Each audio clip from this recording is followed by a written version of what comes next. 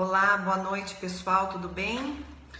Eu me chamo Michele, sou uma das professoras do IBEDIN e também dirijo o Instituto, ao qual a gente tem como objetivo trazer para vocês sempre informações novas, relevantes em relação à educação à distância.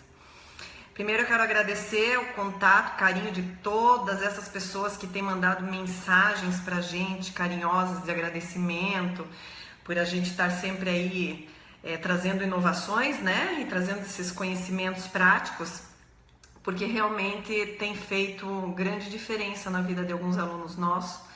E eu tenho uma grande gratidão por todos vocês que nos assistem e que estão aí junto com a gente, fazendo uma educação melhor, não só para o nosso país, né, gente? Então, é importante a gente estar sempre aí em consonância. Então, obrigado esse pessoal aí que está sempre assistindo a gente e principalmente algumas alunas nossas com as mensagens carinhosas, tá bom? Bom, hoje eu vou falar um pouco sobre tendências para a educação à distância em 2018 e vou um pouquinho mais além, falar um pouco mais também das perspectivas futuras, né? O que aguarda a gente aí num futuro não muito longe, mas também não tão próximo, mas que uma boa perspectiva traz sempre um caminho mais tranquilo, né? A gente pode pisar de uma forma mais tranquila, né? Nas decisões que a gente faz com relação a plataformas, ferramentas ou qualquer recurso para educação à distância, né? Então a perspectiva é sempre bacana, eu sempre trabalho com todo o pessoal aqui do IBEDIN com uma perspectiva um pouco mais longe, para que a gente possa sempre estar trazendo essa inovação para vocês. Então assim, oi Remy, boa noite, tudo bem? Obrigada pelo teu contato, por estar vindo aí com a gente também. Então, eu vou falar então que em 2026, repetindo novamente, nós teremos 9 milhões de estudantes na educação à distância no Brasil, coisa que já é realidade em alguns outros países, como a China, por exemplo, né? Então, a EAD realmente não para de crescer, gente. Oi Camila, tudo bem? Adriana, nossa amiga, está sempre conosco. Então, eu quero dizer para vocês que não se intimidem com os números da educação à distância, que eles são crescentes e exponenciais, tá, gente? A gente realmente está, mesmo no momento de crise, com uma educação que está aí para acontecer, tanto em relação ao MEC como aquelas que não têm o respaldo do MEC, que são os cursos livres, básicos, que estão crescendo exponencialmente no mercado. Então as pessoas estão aí buscando formação para atender também os bastidores, né, o que vem por trás de toda essa produção didática. Então assim, como que a gente pode se sentir menos impotente diante desse estrondoso crescimento da educação à distância com tanta tecnologia nova, né? A gente tem ouvido falar de realidade aumentada, a gente tem ouvido falar de simuladores, de inteligência artificial, os robôs tomando conta do trabalho do ser humano, e a gente fica aí um pouco receoso, a gente fica um pouco temeroso com relação a como desenvolver recursos didáticos que realmente venham a atender essas novas formas de a gente disseminar conhecimento.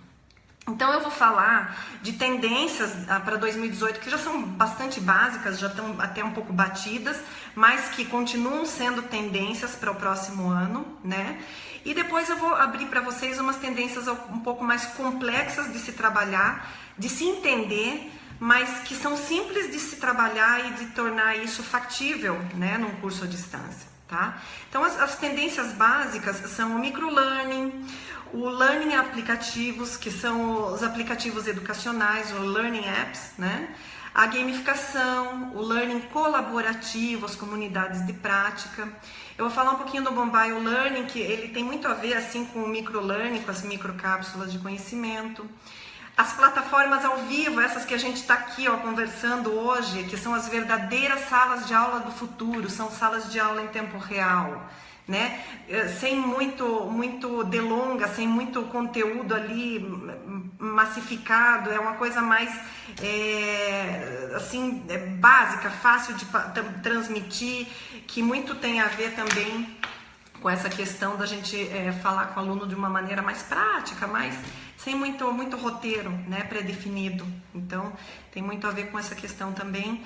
E as tendências complexas que estão dentro dessas tendências, a realidade aumentada, a Learning Analytics, tá, que são os dados para a readaptação de formação, inclusive para a questão de personalização do ensino, adaptação do ensino, né?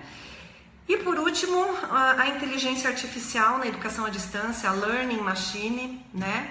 E a gente percebe aí que essas tendências mais complexas têm mexido um pouco com o íntimo do nosso aluno, que é como é que eu vou desenvolver isso para um cliente, como é que eu vou um dia chegar a produzir um recurso de realidade aumentada, enfim. Calma, pessoal, é bem mais prático do que a gente imagina. Existem aí muitas ferramentas, muitas delas open source, gratuitas, para você lançar mão, para você poder se desafiar, buscar desenvolver essa nova prática, né? E poder desenvolver isso para alunos, na sua sala de aula, enfim, para os seus clientes, tá? Bom, vou começar com as tendências mais básicas, então, mas antes de tudo eu quero dizer para vocês que o desafio é mais humano do que técnico e tecnológico, tá, gente? A tecnologia já está aí, ela já existe, os robôs estão, o Siri no próprio Facebook, enfim, eles já estão aí. O que a gente tem que fazer é adaptar a parte humana para a questão da máquina. Tá? Então os desafios eles são mais humanos, cognitivos, socioemocionais do que racionais da máquina, tá? E o resumo do que, se eu for resumir em 3 letras assim para vocês, o que são as grandes tendências, é a era do microconteúdo, tá? Microblog, microsala, microcápsulas de conhecimento, enfim. São as salas de aulas de transmissão ao vivo, custo zero, que nem essa que a gente está fazendo hoje aqui. As Fabs Labs, que são o quê? São fábricas, laboratórios que usam realidade aumentada, realidade virtual, simuladores, né? Que hoje em dia você paga uma mensalidade e você tem lá um laboratório de realidade aumentada à sua disposição. Que é o quê? Você levar o seu aluno para uma imersão, um conhecimento de imersão, né? E a personalização do ensino. Então são essas 4 grandes tendências: microconteúdo, sala de aula ao vivo, laboratórios virtuais e a personalização do ensino, que são 4 tendências macro que são envolvidas aí nas tendências básicas e também nessas tendências complexas, tá? Então eu vou começar, depois eu vou passar para vocês, eu vou responder as perguntinhas, tá, gente? Porque senão eu vou sair aqui do nosso ritmo. Então, assim, vamos começar pelo microlearning. O que é o microlearning? Nada mais é do conhecimento acessível, né? Você ter conhecimento prático, rápido, de acesso rápido, que não leva tempo do teu colaborador, não leva tempo do seu aluno. Ele vai lá, ele está no meio do trabalho, ele pode ir lá acessar esse conteúdo de uma forma prática, rápida, em qualquer lugar, a qualquer momento, né? Então, desenhar a instrução microlearning é uma das tendências, continua sendo, e as pessoas têm aí várias ferramentas hoje que pode lançar mão para poder também desenvolver um microlearning de qualidade, né? E a gente percebe que o mobile learning, que também é uma tendência, ele está muito atrelado ao microlearning. A diferença é que um traz o conhecimento acessível a qualquer lugar, a qualquer tempo, e o outro ocupa menos tempo da pessoa, né? O mobile learning, ele trata de design responsivo. O que é isso? É você desenhar uma instrução para um dispositivo que seja um tablet, um celular, sem perder na qualidade da forma como o conteúdo ele é demonstrado em tela, tá? Então, por exemplo, a gente tem o Captivate trabalha já para vários dispositivos na mesma tela, você pode já visualizar ali, desenhando uma instrução, já pode visualizar como é que ele vai ficar no tablet, como é que ele vai ficar no celular, como é que ele vai ficar, inclusive para outras sistemas operacionais, tá, gente?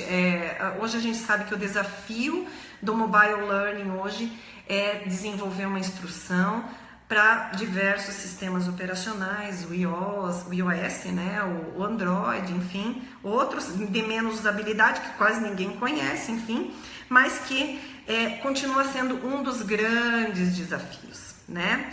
Então, assim, a questão do microlearning é muito bacana, porque existem empresas, por exemplo, no ramo da bebida, que já trabalha com totens em diversos setores da sua empresa, na fábrica, no departamento de recursos humanos, no logística, onde o seu colaborador vai pegar o celular dele, vai passar, toda vez que ele for para a área da fábrica, ele passa o celular no totem e ali ele tem informações atualizadas em tempo real de informações que são importantes para a tomada de decisões e também para tomada de decisões e também para desenvolver uma instrução, uma técnica ou explicar algo para alguém naquele exato momento. Então, o mobile learning, ele é atrelado ao microlearning. O microlearning, ele é disseminado no mobile, no celular, no tablet, enfim.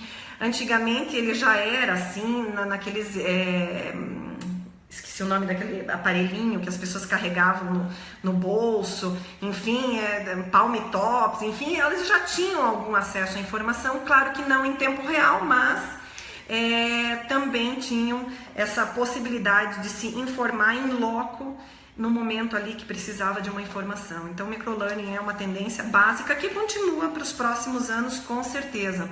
Então, você saber desenvolver essas microcápsulas de conhecimento, existe aí uma exportação de arquivo de uma extensão um pouco mais, menos pesada, logicamente, e existe todo um formato aí para você desenvolver microlearning, que não é apenas resumir informação, né? Existe uma forma de você disseminar esse conhecimento para que você possa ter aí um microlearning de qualidade.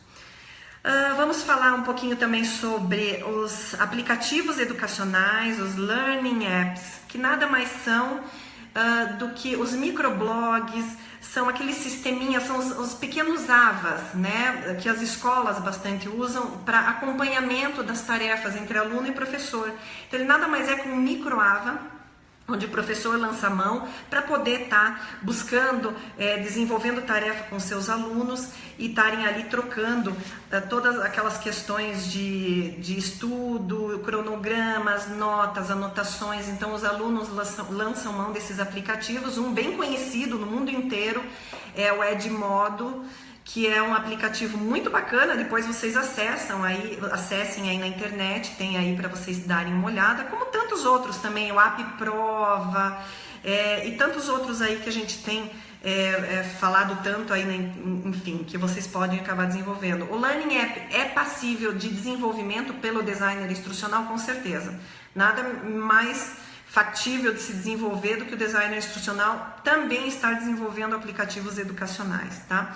A gente percebe que quem busca esses aplicativos educacionais são bastante as escolas, o ramo mais acadêmico, tá? Porque eles são microblogs e são microavas, então ele tem como objetivo trazer mais comodidade para esses usuários, professores, alunos e também a direção da escola. E as escolas têm usado bastante como um diferencial de marketing, tá, gente? Então, quando a pessoa vai lá, faz uma inscrição numa escola, a gente usa um aplicativo e tal. Isso, queira ou não, traz um diferencial. A pessoa que vai fazer a inscrição numa escola dessa pensa, puxa, essa escola é uma escola que, né, de tecnologia, tem que ter tecnologia e desenvolve tecnologia para poder trazer isso para os alunos. Então, isso, queira ou não, é um diferencial enorme para a escola. A gamificação não é assunto que nunca foi falado, enfim, a gamificação continua como um dos recursos interativos mais utilizados, foi um dos recursos mais utilizados do ano passado para cá, mais que videoaulas, acreditem ou não, ele tem usado uma proporção de 20% a 30% mais do que videoaulas, estratégias gamificadas, porque a gente percebe que o engajamento dos alunos que tem problemas de continuidade do percurso didático, eles têm aquela desmotivação, então os materiais estão sendo retrabalhados com estratégias gamificadas, tá? A gente ensina muito essa questão para os nossos alunos de retomar aquele percurso didático gamificando, né? Reformulando objetivos de aprendizagem através das estratégias gamificadas. Então, O que isso tem acarretado? O aluno está muito mais engajado, ele se sente mais desafiado, o aluno ele tem mais capacidade de simulação, de conversação, de argumentação com o grupo, né? Então a gamificação ela tá aí para isso. E fora a questão do incentivo, né, gente? A pessoa que se sente incentivada, que tem um incentivo para buscar determinado conhecimento, ela vai com muito mais afinco do que uma pessoa que não tem incentivo nenhum, né, para estudar. Então, trazer aquelas questões da premiação, né, de um desafio, de um grupo, enfim, é interessante você trazer essas estratégias para dentro de sala de aula, porque na educação à distância, quem não trabalhar alguma estratégia gamificada, com certeza está para trás. Tá? Oi, Juliana, tudo bem? Obrigada pela tua participação, Marcelo. Então a gente está falando aí das estratégias mais básicas, né? Então vamos falar um pouco agora sobre o learning colaborativo, que nada mais são do que as comunidades de prática muito mais utilizados nos ambientes corporativos do que na própria escola, apesar de que as escolas usam bastante isso, mas com os aplicativos educacionais, os microblogs. O learning colaborativo, ele nada mais é do que a comunidade prática, né? É lançar mão de um ambiente, tipo uma rede social dentro da própria corporação, onde nessa rede social as pessoas vêm com um intuito muito mais tranquilo, não tão formal como um ambiente de uma intranet, de um corporativo, por exemplo. Nesse ambiente, nessa comunidade prática, eles podem trocar dicas, macetes do dia a dia do trabalho, eles internalizam hábitos do seu trabalho, da sua rotina de trabalho, eles internalizam isso dentro da comunidade prática e fazem trocas com os demais colegas de outros setores, e nessa comunidade prática eles podem ter a possibilidade de entender até socioemocionalmente o que um colega de trabalho está passando, como é que ele pode ajudar nesse sentido. Então eles compartilham muitas questões dos problemas, das preocupações do dia a dia todo do trabalho, nada mais é do que uma rede social profissional, né? Ele pode ser usado como um repositório de conhecimento prático do dia a dia do trabalho, alguma informação específica de um sistema. Eu descobri uma forma, um macete da gente entrar no sistema lá da empresa para resolver tal situação. Então ele compartilha isso na rede social, para que outros colegas também possam acessar esse tipo de informação. Então eles vai criando um repositório de conhecimentos práticos, né? Que pode ser acessível a qualquer momento e muito utilizado por empresas de nível multinacional, ligadas em rede, em que as pessoas às vezes não estão no mesmo ambiente de trabalho, estão em fábricas, em locais diferentes, de diferente acesso, outros setores, outras empresas em outras cidades, até em outros países. Então, as empresas que têm essa questão da ligação de redes, as franquias que são ligadas em rede, utilizam muito as comunidades de prática para poder resolver situações do dia a dia, tá? É muito comum em redes de franquias de alimentação, né? Porque eles têm muito problemas também relacionado à logística, à entrega de materiais, fornecedores. Então eles têm muito essa prática de estar sempre trocando conteúdos entre um e outros. Lise, tudo bem? Solange, que bom te ver, Solange. Obrigada pela tua participação. Adriana Gomes, tudo bem?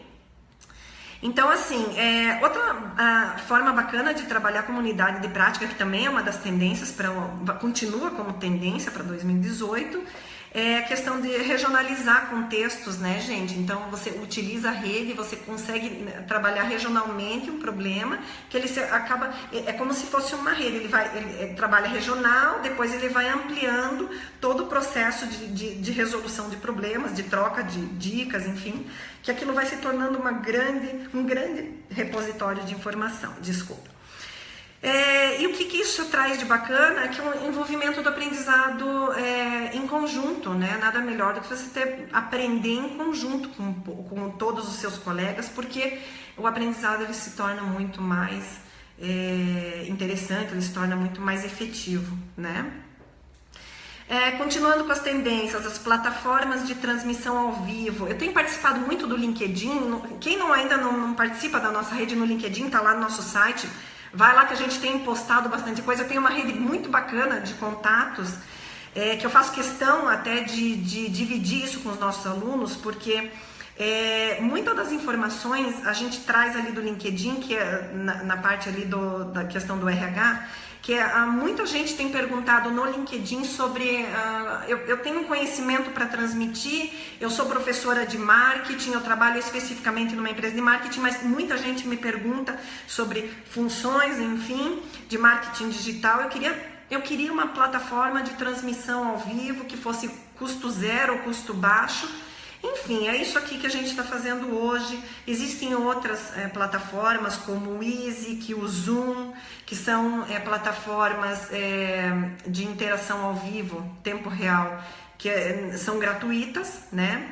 Você pode transmitir com espelhamento. Eu não estou fazendo isso aqui hoje porque eu não tenho instalado o OBS, mas você pode transmitir em paralelo, você pode mostrar o material de suporte. Então, é interessante que você busque isso como uma tendência também. Tente buscar mais informação, mas que com certeza as salas de aula do futuro são essas que a gente está fazendo aqui, que são as salas de aulas de transmissão ao vivo, tá? Claro que a gente tem aí o Hangout do YouTube, o LinkedIn ainda não possui, o Instagram já possui também transmissão ao vivo, enfim. As redes, elas estão se reformulando, elas estão tentando se adaptar a essas necessidades do mercado. Mas a gente não pode esquecer que não deixa de ser uma grande tendência essa sala de aula do futuro ser transmitida assim, em tempo real, de forma despretensiosa, né? Sem muito roteiro.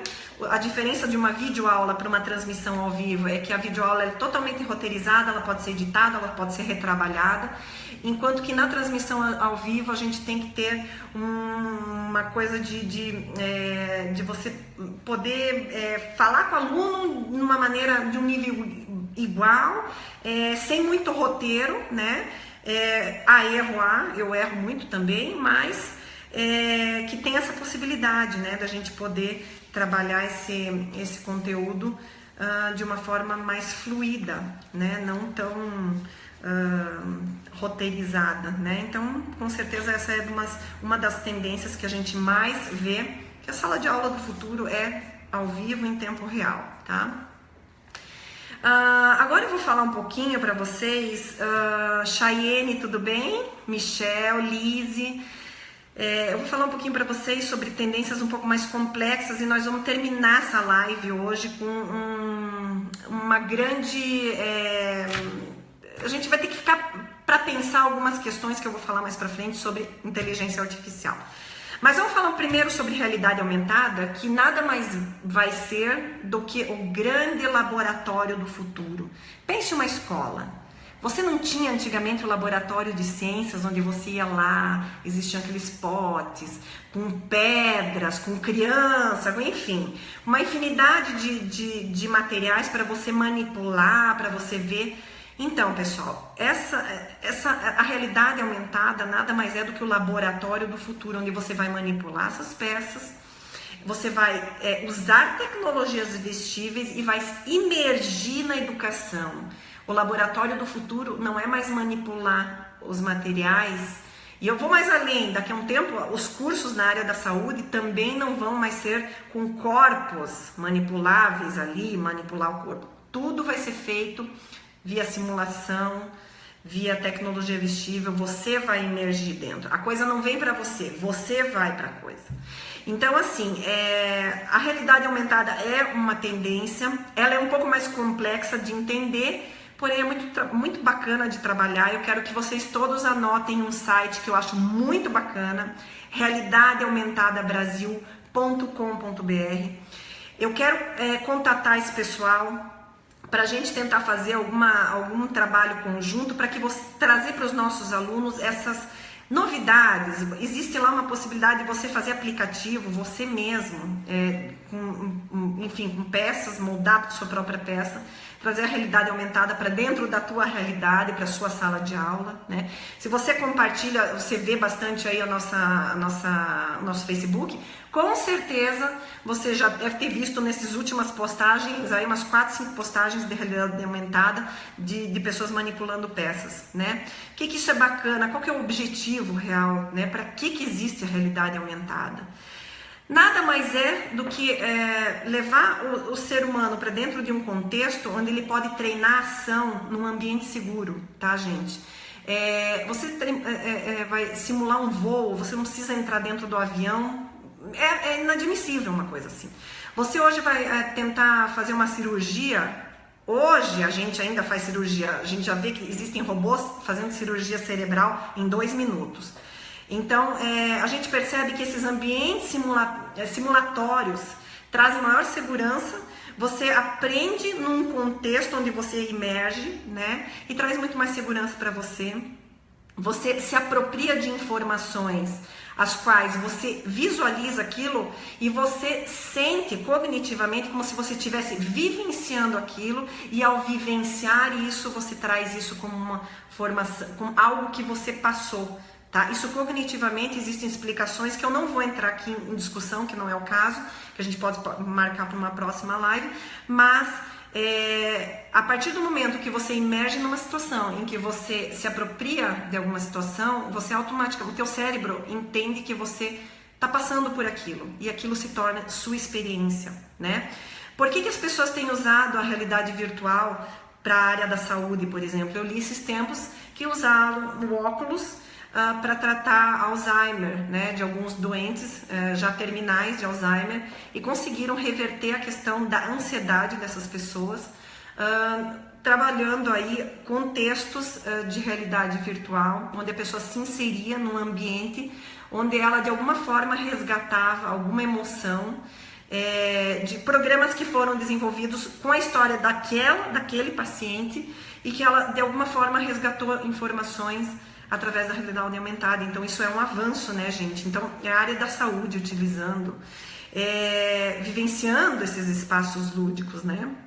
A área educacional, eu postei aí esses dias de uma baleia saindo no ginásio de esportes, um monte de criança olhando, enfim. As crianças se apropriam daquilo. Você ensinar a história, a pessoa imergindo dentro daquele fato histórico, a pessoa faz automaticamente, ela converte isso numa verdade.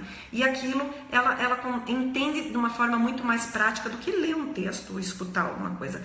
Ver, vivenciar, você transformar isso numa vivência própria, né? Então a realidade aumentada não tem retorno, gente, é daqui para frente, é você buscar desenvolver, tentar desenvolver isso de alguma forma no seu curso, ou disponibilizar isso para o seu cliente, ou então tentar buscar mais informações. Não esqueça esse site realidadeaumentada.com.br. Eu não ganho nada indicando, mas achei bacana, fundamental a gente trazer aqui informações para os nossos alunos, então veja esse site depois. Os dispositivos imersivos, gente, são bem bacanas, porque são as roupas, né? São os materiais vestíveis, os externos, que são o óculos, tecnologia vestível, as roupas de borracha, onde você sente, você tem as sensações de ambientes frio, quente, enfim. E também em ambientes abertos, né, simulados, onde você vai participar de uma ação efetivamente. Então você não veste nada, então não é nada externo, né? Então você vai em ambientes imersivos em simuladores. A realidade aumentada, então, é o laboratório do futuro, né? A gente vê hoje que as bibliotecas hoje são os grandes repositórios de informação, e os laboratórios são as realidades aumentadas, a possibilidade de você proporcionar para os seus alunos, para os seus clientes, uma imersão nesse conteúdo. Existe uma forma de você desenhar cursos imersivos, tá, gente? Busquem informação antes de começar a desenhar coisas, porque é muito sério isso. A pessoa se emergir, ela está dentro de um ambiente, causa sensações e também desencadeia emoções. Então é importante que você entenda como desenvolver cursos imersivos, tá? Acabei de colocar um curso pra gente no IBEDIM sobre isso, tá? Totalmente informativo, com uma atividade no final. Entendo sobre isso. Próxima tendência, Learning Analytics. Vocês que trabalham, aliás, é impossível não falar de Big Data, de, enfim, Business Intelligence. dados, algoritmos ou qualquer coisa que faça menção a dados. Hoje você desenhar uma formação, desenhar uma aprendizagem, um processo de aprendizagem sem conhecer o perfil do seu aluno é inadmissível. A gente trabalha hoje no desenho instrucional com texto de análise contextual externa, quem são as pessoas, como é que elas agem. Porém, uma das tendências é a gente trazer isso mais aproximada à personalização da aprendizagem para cada aluno. O Learning Analytics, ela vai proporcionar uma grande adaptação do percurso didático. O que isso quer dizer? O real objetivo do Learning Analytics é reconhecer a capacidade real de cada colaborador, de cada aluno, tá? Com os dados que a gente busca desses relatórios, a gente consegue perceber se a pessoa tem ou não capacidade de continuar determinado trabalho, de continuar determinado percurso didático, e a gente pode nivelar o conhecimento com a capacidade que ele realmente adquiriu. Para isso serve o Learning Analytics, análise da aprendizagem, tá? Os dados que a gente consegue hoje em termos de ambientes virtuais, eles são muito ainda superficiais, né? Mas existem aí algumas ações que eu tenho acompanhado, nada muito novo no Brasil, porque o Brasil ainda está muito atrasado nessa questão, mas de adaptação de algoritmos em ambientes virtuais de aprendizagem, onde tragam situações onde a própria máquina consegue converter o percurso didático, personalizar para aquele determinado indivíduo situações didáticas nas quais ela consegue acompanhar da forma como ela tem que acompanhar, conforme o dado trazido pelo seu próprio percurso didático. Então ele começa a participar no percurso didático, o algoritmo vai entendendo qual que é o seu percurso, ele vai percebendo quais são as preferências ou não desse aluno, e essas preferências ou não acabam sendo estudadas. É que nem o Netflix, hoje você vai buscar um filme na Netflix, você terminou o filme e tal, depois aparece uma barra lá, indicado para você porque você assistiu tal. Então, isso é um algoritmo, nada mais é do que um entendimento do que você, da sua preferência, e tratar de trazer outros assuntos da tua preferência. Então, para isso que existem esses algoritmos, tá? E o Learning Analytics tem muito a ver com isso. Então, nível Brasil ainda é muito superficial, mas nos Estados Unidos já estão trazendo situações muito bacanas aí, que eu pretendo trazer mais para frente para os nossos alunos, tá? Então, os algoritmos, eles reconhecem o perfil do aluno, tá? E readaptam automaticamente esse ensino, trazendo materiais complementares para que ele se desenvolva mais naquilo que ele realmente demonstra ser bom, né? E afastando um pouco aquilo que ele não tem tanto conhecimento. É a verdadeira personalização do ensino. O Brasil trabalha agora um novo currículo de competências, numa maneira muito atrasada, mas que bom que mudou, mas justamente trabalhando essa questão. Então o algoritmo está aí para readaptar o ensino da pessoa e personalizar, né? Ferramenta de suporte à performance, gente, eu não posso esquecer de falar isso, que ela adapta a instrução, tá?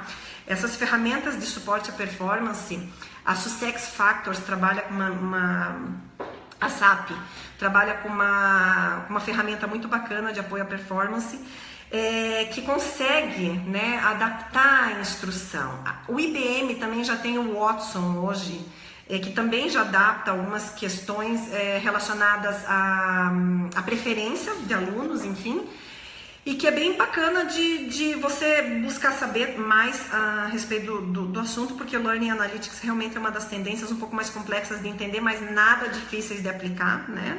Hoje você já pode usar os dados da sua plataforma de uma maneira muito mais efetiva, né? Você hoje pode personalizar a instrução do seu aluno de uma maneira mais manual, mas ainda assim pode personalizar, tá? E o uso de dados para persuadir o aluno a determinado contexto de ação. Olha, gente, a gente está falando assim aqui no Learning Analytics de readaptação do ensino, de adaptação da instrução e de persuadir o aluno a determinado contexto. A gente sabe que, por exemplo, no Exército, a gente precisa que os milicos, enfim, o pessoal do Exército haja de uma determinada maneira. Para isso tem que existir uma determinada instrução. Essa instrução tem que ser desenvolvida de uma forma de persuadir o aluno para que ele atinja determinado objetivo. Então você manipula uma informação para que ele atinja esse objetivo. Existe uma forma de você desenhar a instrução a qual você vai persuadir o aluno, tá? Design instrucional persuasivo.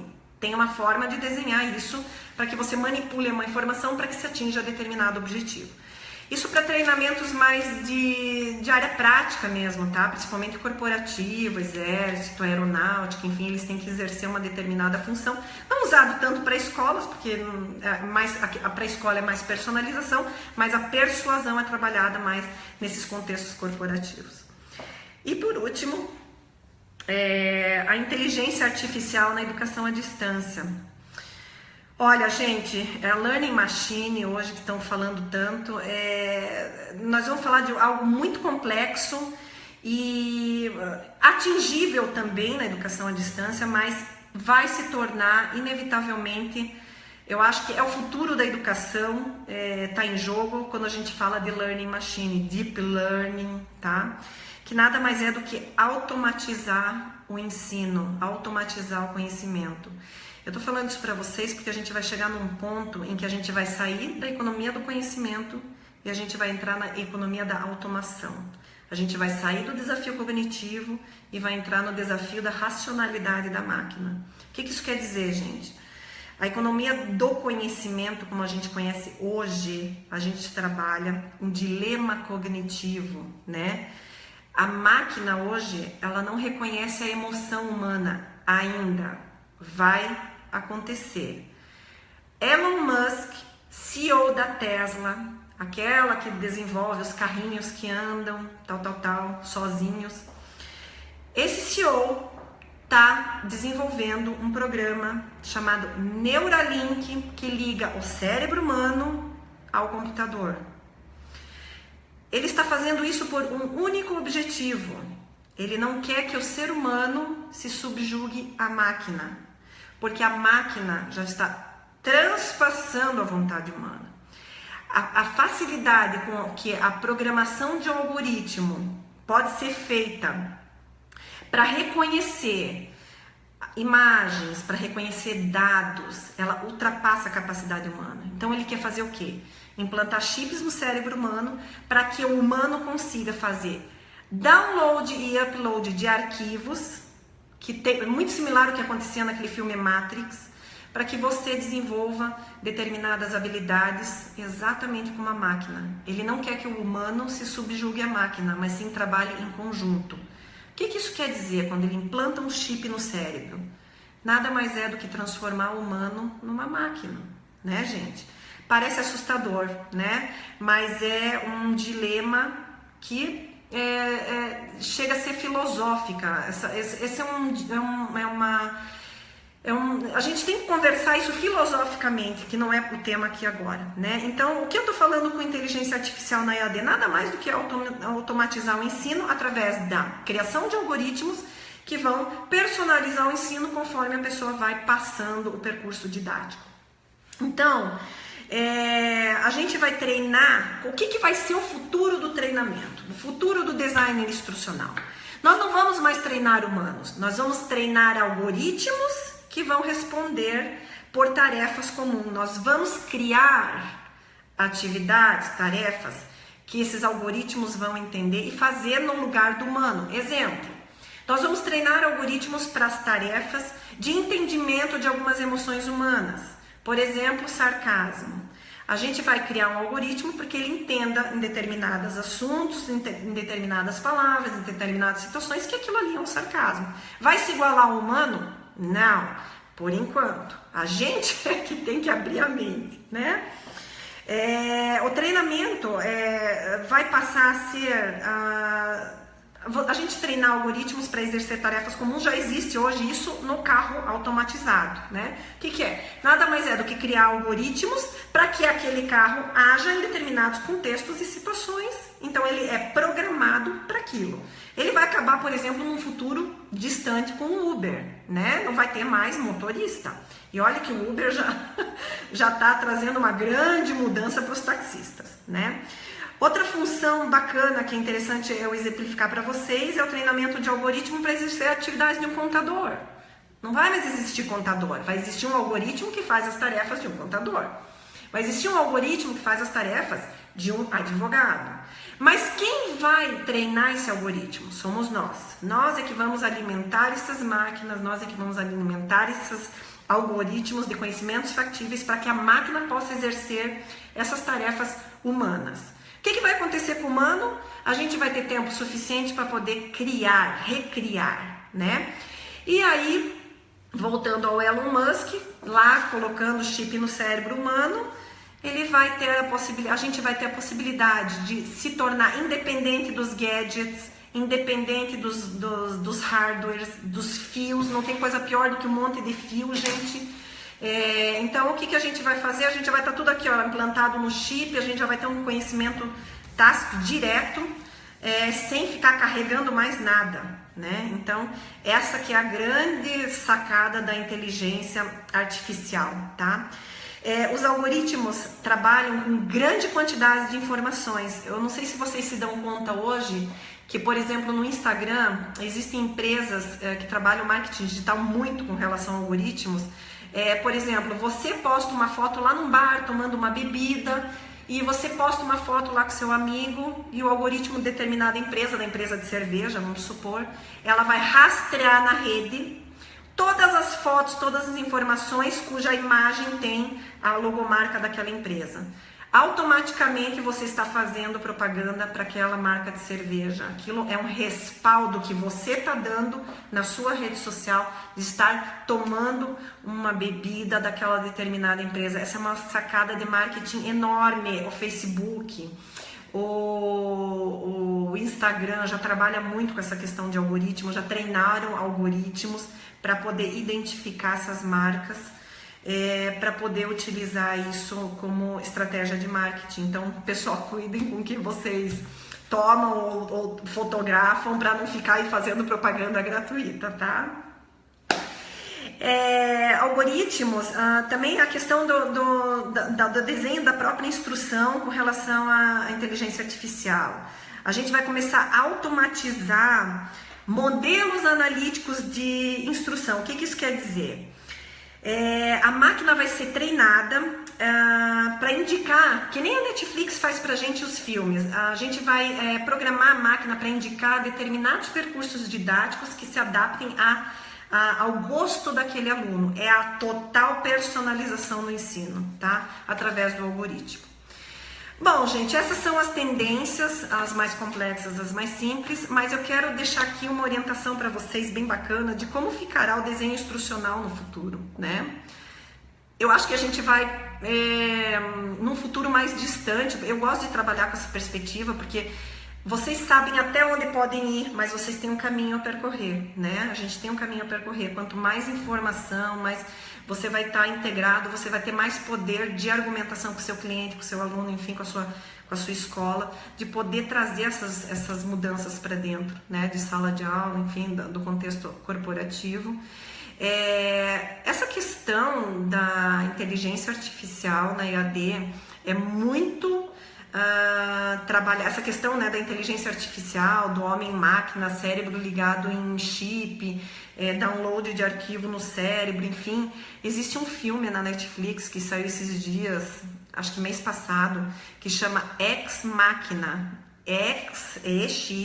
X-Machina, Instinto Artificial, da Netflix. Eu não lembro o nome do autor, enfim, mas é um filme muito interessante que aborda exatamente isso que eu acabei de falar para vocês, num futuro de inteligência artificial, robô tomando conta do humano, enfim, e como que os humanos vão acabar vivenciando, interagindo com os robôs. Já existem robôs por aí, né?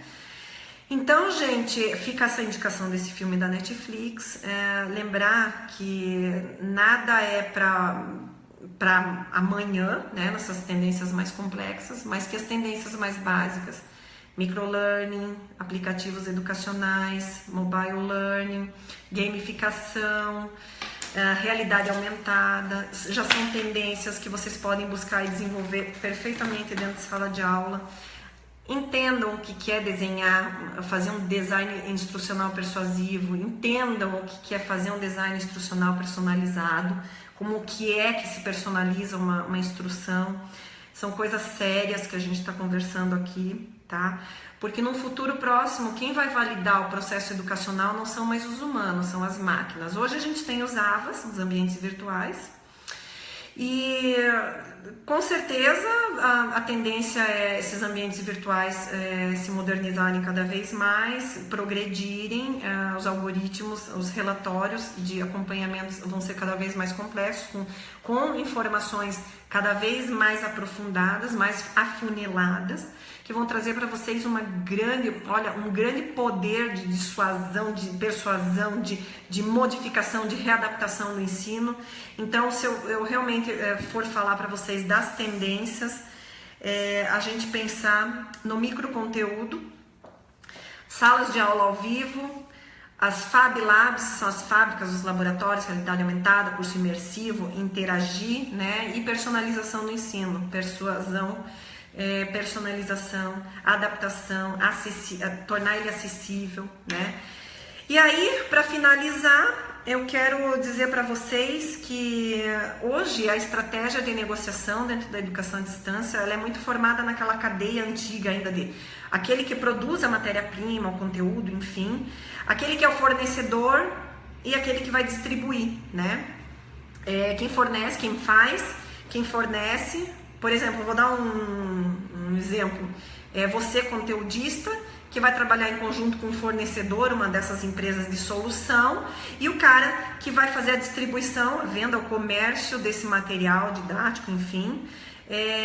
Ela existe ainda nesse ciclo, né? Mas a tendência com a tecnologia educacional, com o avanço da tecnologia, é as pessoas se conectarem um pouco fora dessa cadeia de matéria-prima.